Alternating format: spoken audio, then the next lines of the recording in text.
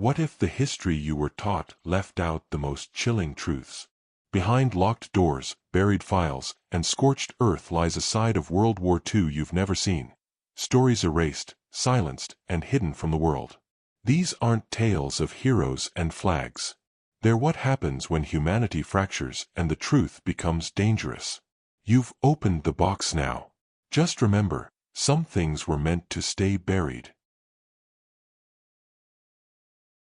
Bletchley Park was a place of whispers, of pencil scratches, typewriter clicks, and secrets that never left its ivy-covered walls. During the height of World War II, its halls housed the sharpest minds in Britain, tirelessly working to crack enemy codes. History would remember names like Alan Turing and Dilly Knox. But in the silence between names, one figure disappeared entirely: Edith Moore. She was only 19 when she arrived in 1940, recruited not through Oxford or Cambridge, but through an anonymous crossword puzzle competition published in the Times. Edith came from Newcastle, the daughter of a coal miner, with a mind that saw patterns where others saw chaos. Her talent was pure instinct, the kind that couldn't be taught. By the end of her first month, she was moved from Hut 8 to the newly assembled, top-secret Hut 11Z, tasked not with Enigma, but with something far more obscure: the Japanese Navy's complex cipher machine known as Purple. Unlike the Germans' Enigma, Purple was a diplomatic cipher, a web of kana and code that changed hourly. It was believed to be unbreakable. Edith, working under the supervision of Commander Henry Masterton, a fictional former linguist from MI6, began building paper analogues of the cipher machine, attempting to isolate recurring linguistic structures. Her notebooks, still unreleased to the public, were said to contain formulae that would later echo in Cold War-era computing. By 1942, Edith's breakthroughs had helped the Americans intercept critical Japanese messages. According to recently declassified documents, a message flagged by her team revealed Admiral Yamamoto's itinerary, a discovery that led directly to Operation Vengeance, the targeted killing of Japan's most brilliant naval strategist. But her name never appeared in any official record. The reason for her disappearance from history wasn't incompetence, but betrayal. In early 1943, Hut 11Z received an operative from the SOE for liaison duties, a man identified only in surviving records as Agent Thorne. A charming, fluent Russian speaker with forged Canadian credentials, Thorne slowly began to manipulate and isolate Edith. He praised her brilliance, shared poems in cipher, even claimed they were being watched by American intelligence who feared her growing influence.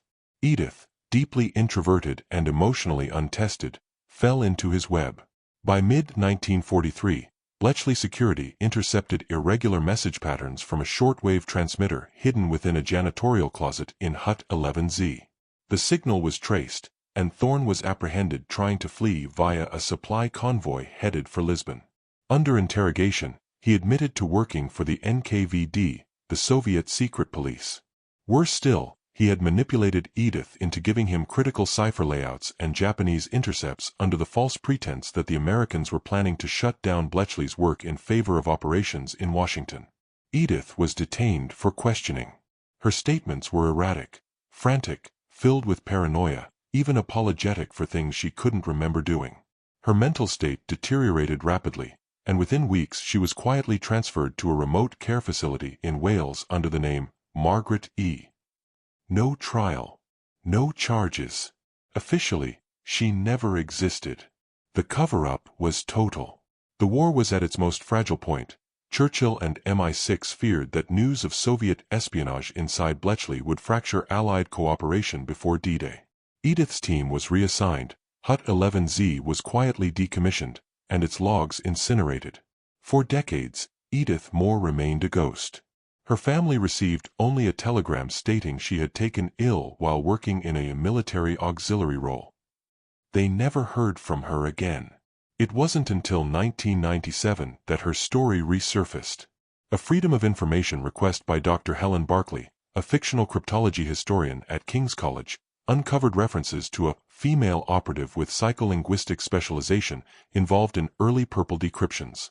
This, coupled with a photograph found in the personal effects of Commander Masterton's estate, an image of Edith laughing beside a chalkboard filled with kanji, sparked renewed interest. An investigative BBC radio special aired in 2001, featuring dramatized excerpts from her journal, reconstructed through interviews with surviving Bletchley staff. One passage, written just days before her disappearance, read, "Sometimes I dream in numbers. The messages hum, even in silence. If I listen long enough, even the lies reveal the truth." In 2006, a plaque was quietly installed at Bletchley Park, near the entrance to the reconstructed Hut 11, simply reading, "To the unnamed minds who cracked the silence, we remember you." To this day, Edith Moore remains both legend and warning, a woman whose genius helped end a war, yet was buried to keep it going. Her ghost lingers in the rhythms of intercepted radio waves, in the hush of hidden history, waiting for the world to finally listen. In the jagged fjords of northern Norway, where the sun disappears for months and snow whispers secrets through the pines, a group of resistance fighters operated far beyond the reach of orders or medals. They called themselves the Kongulveen, the King's Wolves, a name whispered in both fear and hope.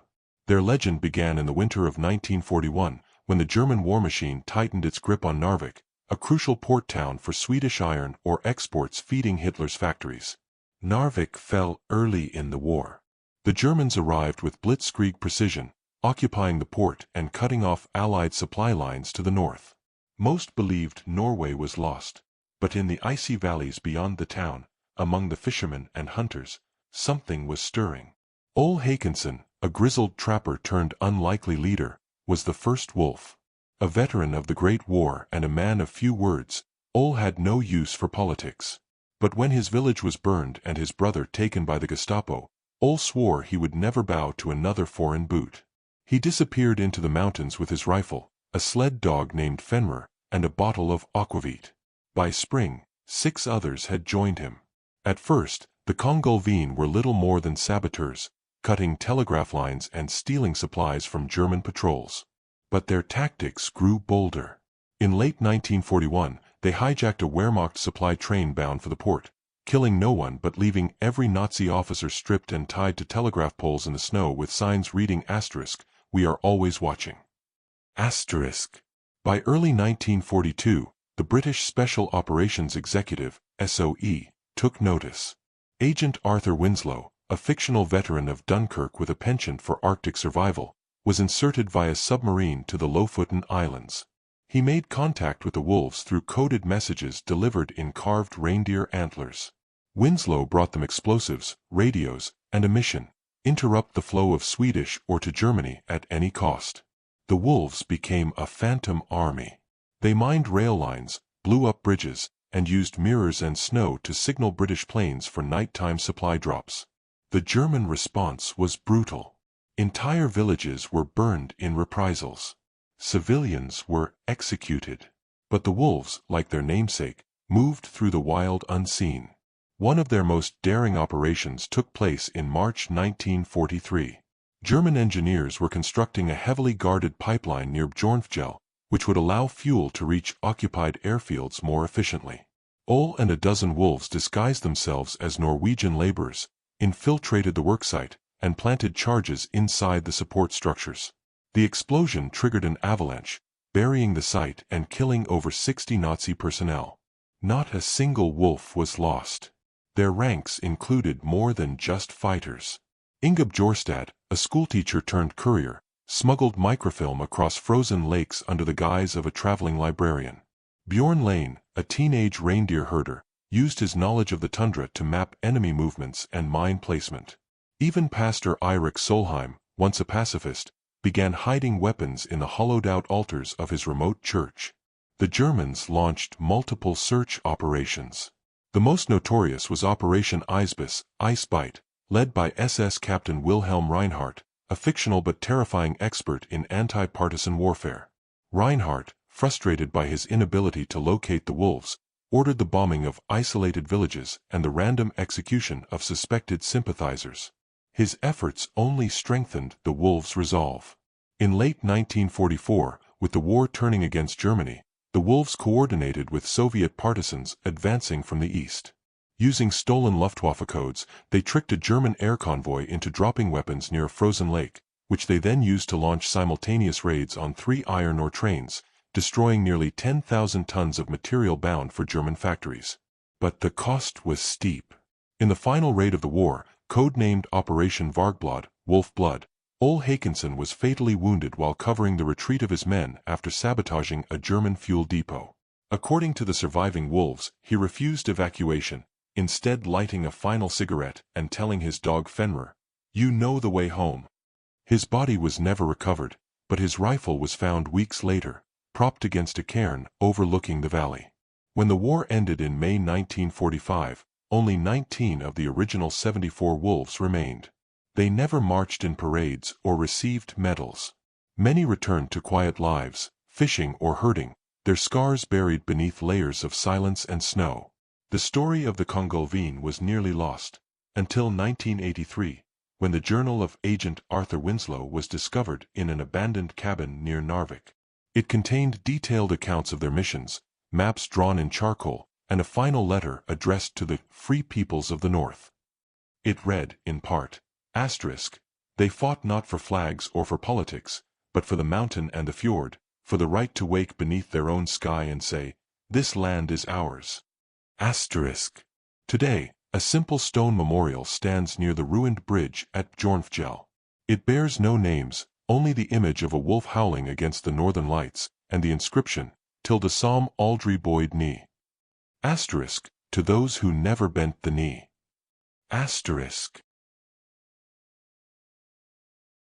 The war ended, but her prison sentence had only just begun. For over half a century, Susan Yamada's name was synonymous with betrayal in the minds of those who had listened to a soft, feminine voice drift across the Pacific during the war, radio broadcasts laced with jazz and poison. But the real story behind Tokyo Rose was not one of seduction or sabotage. It was one of mistaken identity, injustice, and a country at war with its own conscience. Susan Yamada was born in San Francisco in 1918, the daughter of Japanese immigrants who ran a flower shop in the Mission District. She loved Billie Holiday, Duke Ellington, and played piano by ear. In 1936, she enrolled in Mills College to study music. But when her mother fell ill, Susan left school to care for the family business. By 1941, tensions between the U.S. and Japan had risen to a boil, and after the bombing of Pearl Harbor, Executive Order 9066 turned thousands of Japanese-American citizens into suspects overnight. Susan and her family were forcibly relocated to the Manzanar internment camp. Her father died within the year, heartbroken and humiliated. At Manzanar, Susan worked as a music instructor and translator for internees who spoke little English.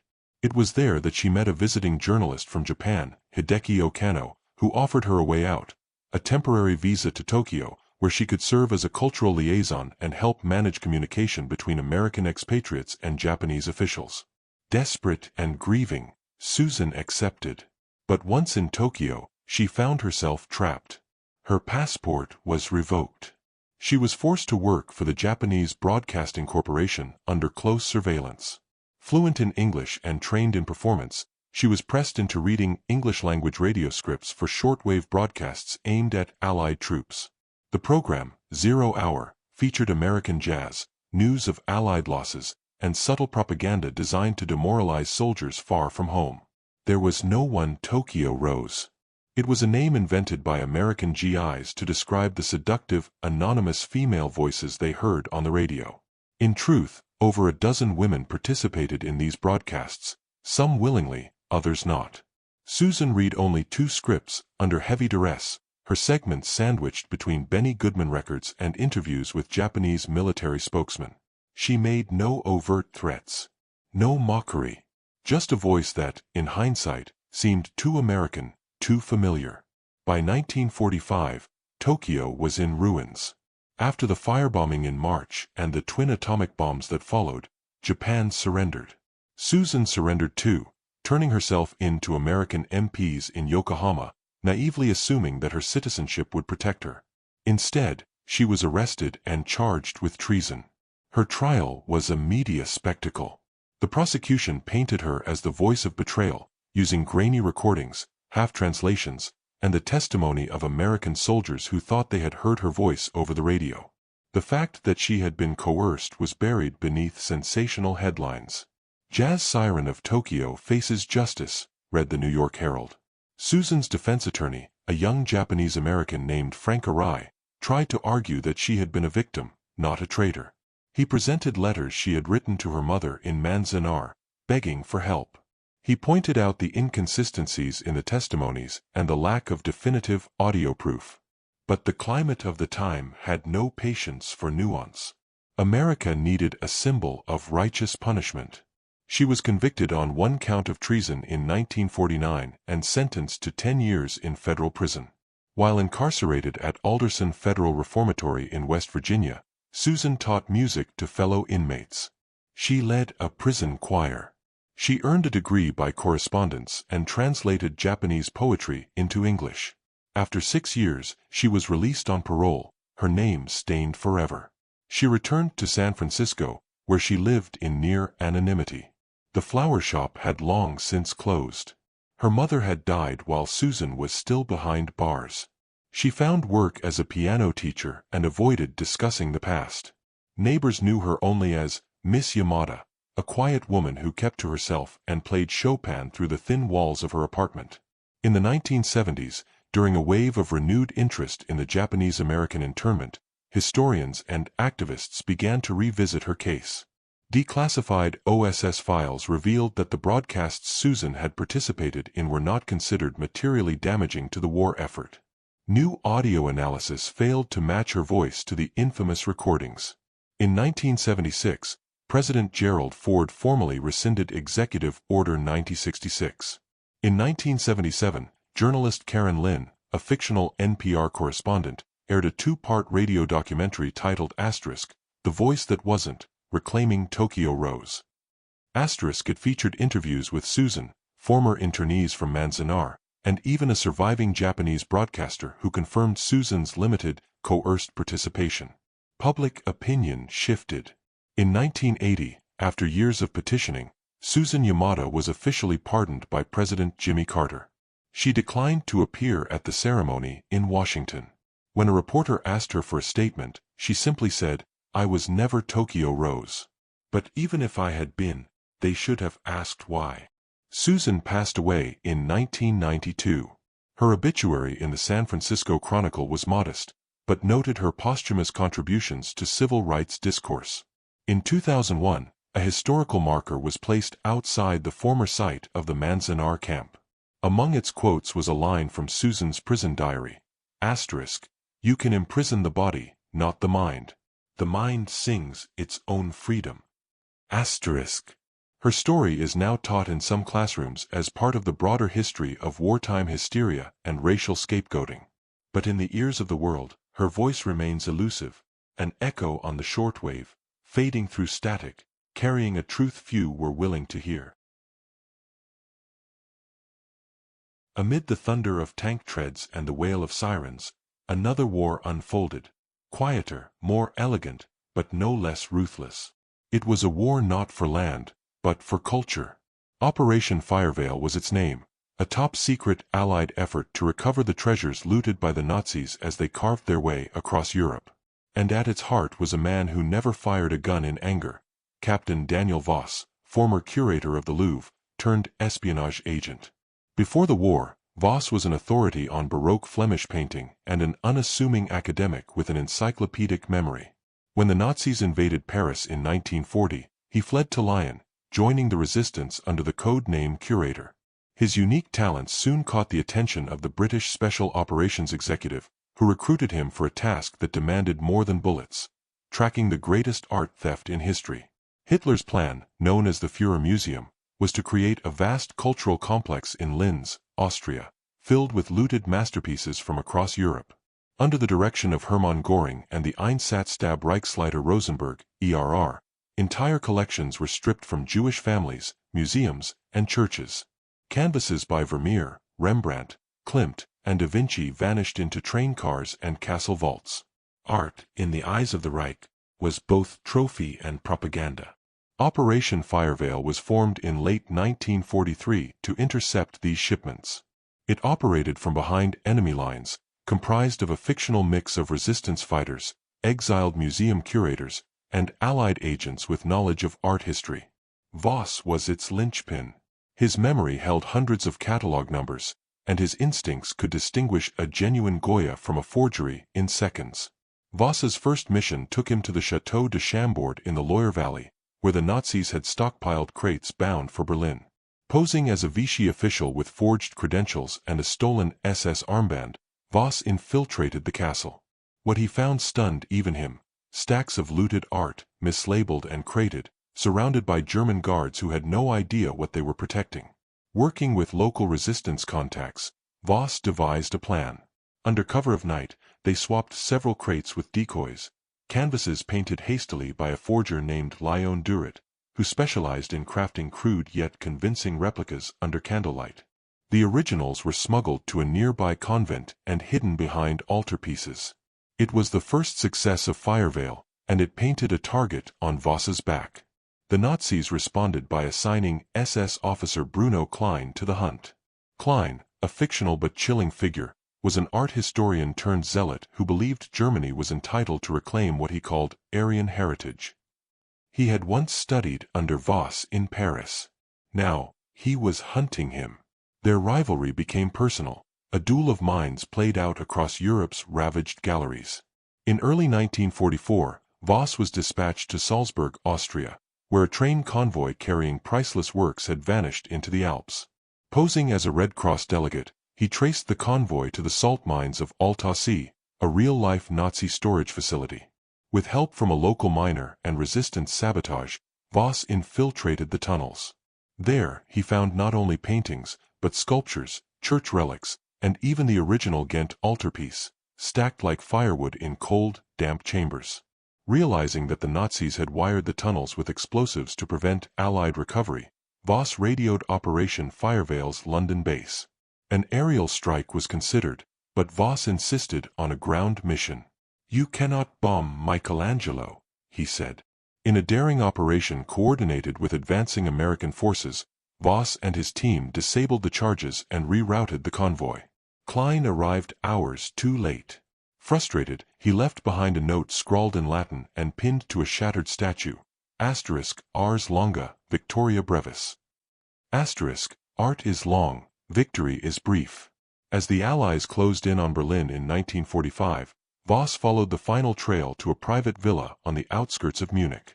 There, hidden behind false walls and secret passages, were the personal acquisitions of Göring himself, rooms filled with stolen beauty.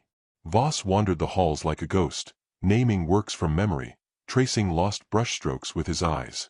But one piece was missing: The Boy with a Violin, a fictional Caravaggio thought destroyed in the bombing of Warsaw.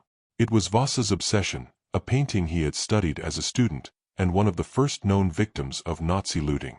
Rumors had placed it in Klein's possession.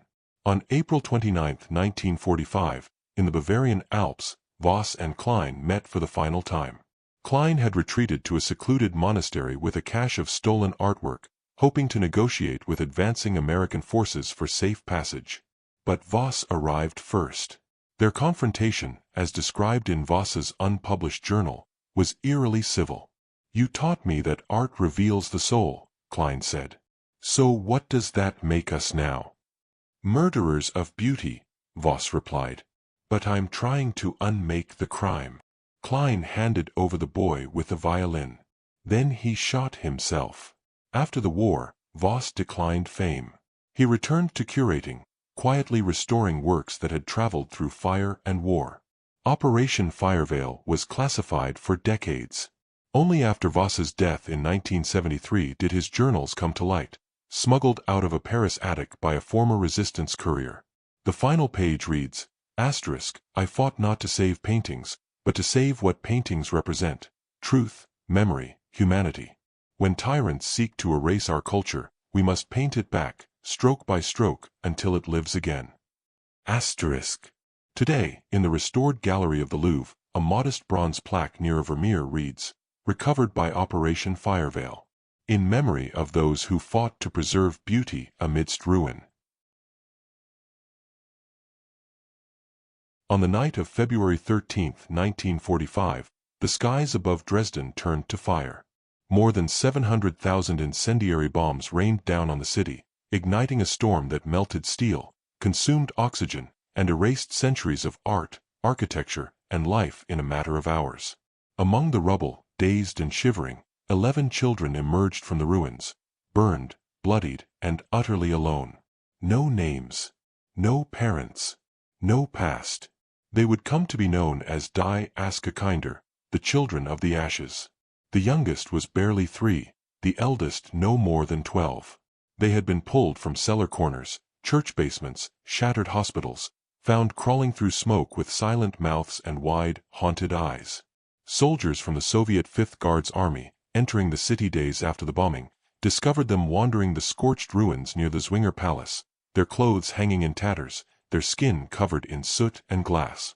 One soldier, Corporal Dmitry Volkov, later wrote in his diary, "They did not speak. They did not cry. They simply followed us like ghosts. When we tried to feed them, they stared through the bread." The Soviet command, unprepared for such fragile survivors, made a quiet decision. Fearing the political repercussions of publicizing children abandoned by both the crumbling Nazi regime and the Allied firestorm, the Red Army arranged for their silent relocation to the east. No records were filed. No photos released. The children were taken to a remote facility in the Sudetes Mountains of what would soon become Soviet-controlled Czechoslovakia.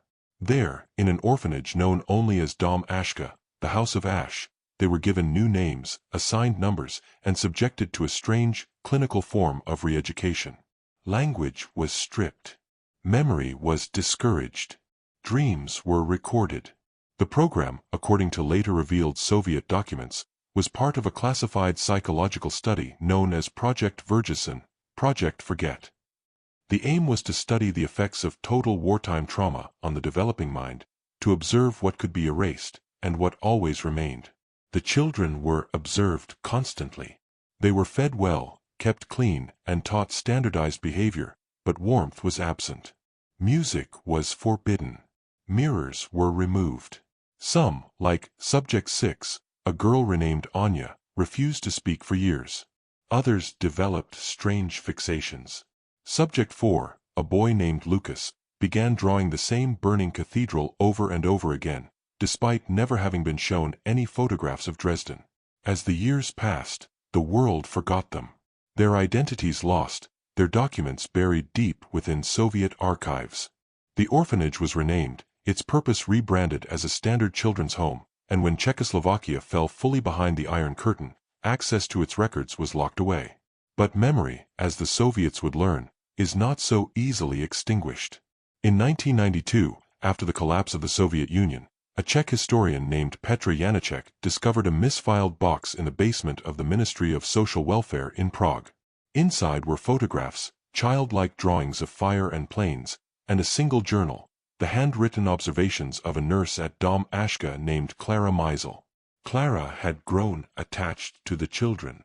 Though instructed to remain clinical, she secretly recorded their stories and behaviors, piecing together fragments of their pre-bombing lives. Her notes describe recurring nightmares, a little girl reaching for her mother in a burning opera house, a boy screaming inside a collapsing church, another child, still unnamed, whispering, "Ich war im Zoo, I was at the zoo." Through years of investigative work, Janáček uncovered more evidence. 3 of the children had survived into adulthood, living under false identities in East Germany and Poland. They had no memories of Dresden, only unexplained fears, of sirens, smoke, and the sound of flapping wings. One, an elderly man named Marek Tomasz, eventually agreed to speak on camera. In the fictional documentary Children of the Ashes, Marek described a recurring dream from his youth. I walk through a city where buildings are made of light. Then the light turns red. I look up, and the sky is falling. I try to find someone, anyone, but everyone's faces are made of ash. DNA analysis eventually confirmed Marek's original name, Lucas Dorner. He had been listed as missing since 1945, his family believed to have perished in the bombing. His surviving sister, living in Hamburg, had never stopped searching. The story of Die Aske-Kinder struck a deep nerve. Not because they were orphans, millions of children were. But because they were erased. Not lost, not dead, but silenced by a war that couldn't afford to remember them. In 2005, on the 60th anniversary of the Dresden bombing, a memorial was unveiled near the Frauenkirche. 11 bronze figures, small, delicate, all facing outward, stand among the cobblestones, their eyes turned skyward. No names are listed, only an inscription in German. For die still Oberletten. Asterisk, for those who survived the silence. Asterisk. Of the original 11, only 4 were ever identified. The rest remain mysteries, lives broken in a night of fire, mended in quiet secrecy, and remembered not through names, but through the shadow they left behind. History, it turns out, does not forget. It waits, beneath ash, behind iron doors, in the quiet sob of a child who wakes without knowing why. It waits, and one day, it speaks. You've heard their names erased, their truths smothered by smoke and silence. These stories were never meant to surface, never meant to challenge the comforting myths. But now you know, and knowing changes everything. What else lies buried beneath the flags and monuments? What horrors still whisper through forgotten pages? If this was only 5, what else is waiting to be found?